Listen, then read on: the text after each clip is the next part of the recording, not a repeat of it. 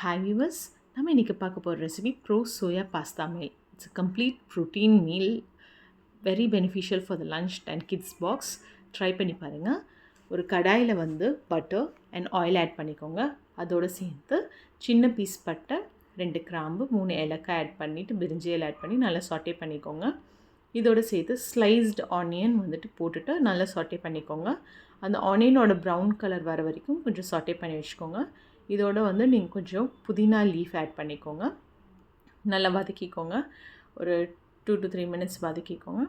இப்போ நம்ம சோயாவோட marination process பார்க்கலாம்.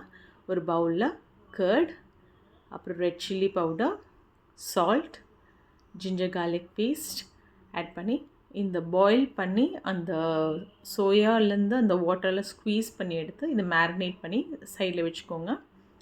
மீன் டைம் இந்த ஆனியன்ஸும் வதங்கியிருக்கும்.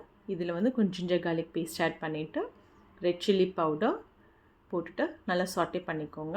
சாட்டே பண்ணி அந்த பச்சை வாசனை போயிட்டு அப்புறமா கர்ட், அதுக்கப்புறமா வந்துட்டு டொமேட்டோ பியூரி ஆட் பண்ணிக்கோங்க. கொஞ்சம் சால்ட் ஆட் பண்ணி நல்லா சாட்டே பண்ணிக்கோங்க, அந்த ரா ஸ்மெல் போகிற வரைக்கும். இதோட நம்ம மேரினேட் பண்ணி வச்சுருந்த அந்த சோயாவை ஆட் பண்ணிக்கோங்க. சோயா ஆட் பண்ணிவிட்டு நல்லா ஸ்டிர் பண்ணிக்கோங்க. அந்த மசாலாவில் அந்த சோயாவில் இறங்குற மாதிரி நல்லா சாட்டே பண்ணி வச்சுக்கோங்க. இது அப்சர்வ் ஆகிட்ட அப்புறமா நம்ம பாஸ்தா குக் பண்ண ஸ்டாக் இருக்குங்கள்ல, அந்த ஸ்டாக் வந்து கொஞ்சமாக ஆட் பண்ணிவிட்டு ஒரு சிம்மில் வச்சுட்டு ஃபுல்லாக வந்துட்டு குக் பண்ணிவிடுங்க. ஸோ தட் அந்த எசன்ஸ் எல்லாம் வந்து அந்த சோயா வந்து அப்சர்வ் ஆகிக்கும். அதோடு சேர்த்து கொஞ்சம் பட்டர் ஆட் பண்ணிக்கோங்க. இது ஒரு டேஸ்ட் என்ஹான்ஸ்மெண்ட்காக. இதை ஆட் பண்ணிட்ட அப்புறமா இது கொஞ்சம் இறுகி வர டைமில் வந்து நம்ம கசூரி மேத்தியை வந்து ஆட் பண்ணிக்கோங்க. அதை ஆட் பண்ணி முடித்தோன்னே நம்ம பாயில் பண்ணி வச்சுருந்த பாஸ்தா இருக்குங்களே, எந்த பாஸ்தா வேணால் நீங்கள் யூஸ் பண்ணிக்கலாம். நான் இந்த தடவை எல்போ பாஸ்தா ஆட் பண்ணியிருக்கேன். அந்த பாஸ்தா ஆட் பண்ணி நல்லா மிக்ஸ் பண்ணி விட்டுக்கோங்க. மிக்ஸ் பண்ணி அந்த சோயா, அந்த கிரேவி எல்லாமே அதோட நல்லா பிளெண்ட் ஆகிருக்கணும்.